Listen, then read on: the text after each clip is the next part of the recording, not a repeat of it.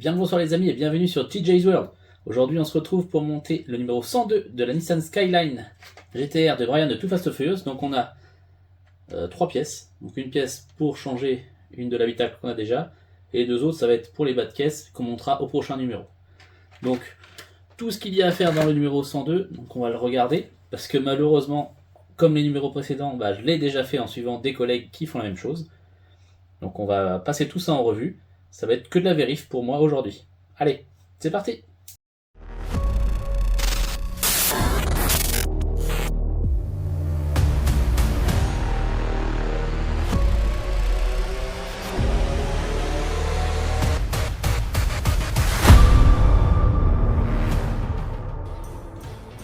Alors pour commencer ce numéro là, donc il faut qu'on démonte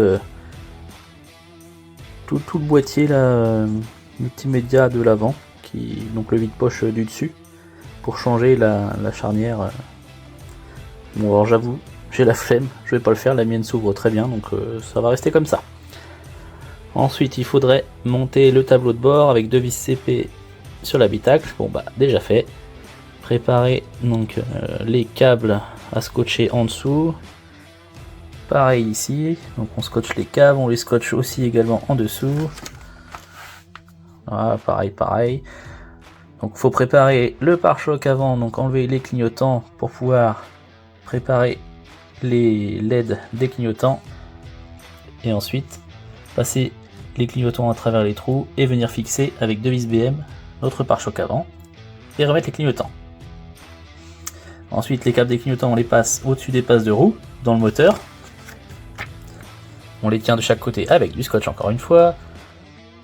On tient tous nos câbles sous l'habitacle avec du scotch. Là aussi, on rebranche le tout sur le séparateur. On pose le séparateur, alors visiblement sur le côté là. Bon, moi comme j'ai mis des rallonges partout, il est dans mon coffre en fait, donc on le voit pas, il est derrière la banquette finalement. Ensuite on vient poser l'habitacle. On branche le tout, enfin le tout, la plupart. On vient poser nos piles dans le compartiment à piles. Et on va démarrer les tests d'éclairage. Donc, premier test, on appuie sur le premier bouton de la télécommande et le tableau de bord s'allume. Le premier bouton, il allume tout le tableau de bord complet. On a bien tous les manomètres sur la gauche, les deux écrans du milieu, les petits néons bleus, les compteurs au fond là-bas, tout est allumé.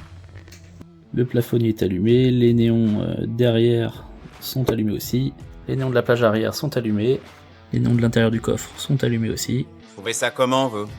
C'est parfait. Toujours avec ce premier bouton, on a également les néons sous châssis qui s'allument. Pour les néons sous châssis, bon, celui-là on voit bien qu'il fonctionne. À l'arrière, il fonctionne aussi.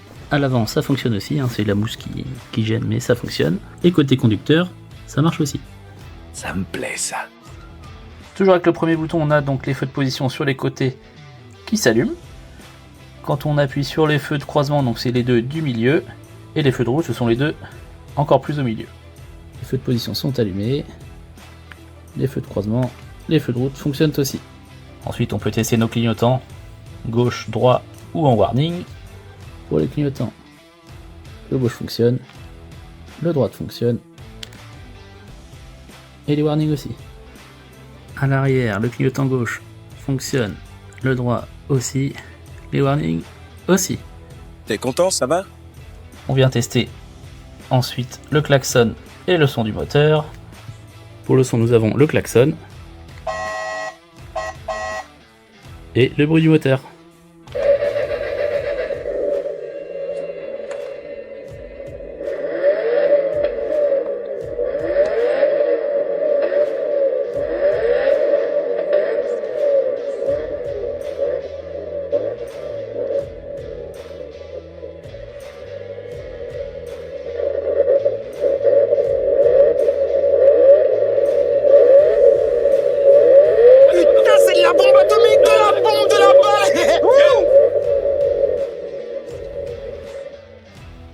On vient fixer définitivement l'habitacle avec des vis CM.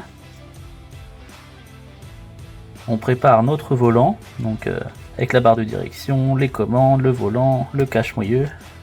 Et on vient passer notre volant donc dans le tableau de bord et on fixe ça avec deux vis BM sur l'autre morceau de la colonne de direction. Il nous reste à tester à l'arrière le feu de recul. Parfait.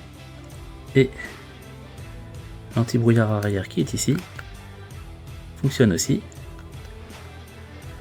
Nous n'avons pas testé le feu stop. Donc ça fonctionne. Donc si on éteint tout s'allume, hein. Tout fonctionne nickel. Voilà. Mais voilà, tout est fonctionnel. C'est top. Et voilà les amis, ce fut très rapide pour moi, donc le numéro 102 est terminé. Nos tests sont tous concluants, tout s'allume, tout fonctionne. Il n'y a pas de problème. C'est vraiment chouette, franchement. C'est plutôt bien réussi, je trouve. Moi, jusqu'à ce jour, j'ai eu aucun problème sur la maquette. Franchement, c'est nickel. Voilà. Donc, on va se donner rendez-vous bientôt pour le prochain numéro, le 103, où là, on va fixer vraiment la carrosserie sur le châssis. Pour l'instant, c'est juste posé, hein, c'est que du blanc. Donc, numéro prochain, on mettra justement les ailes, les portes officiellement avec le capot aussi sur la carrosserie et le tout sur le châssis. Donc, grosse étape là, pour la prochaine fois. Allez, salut!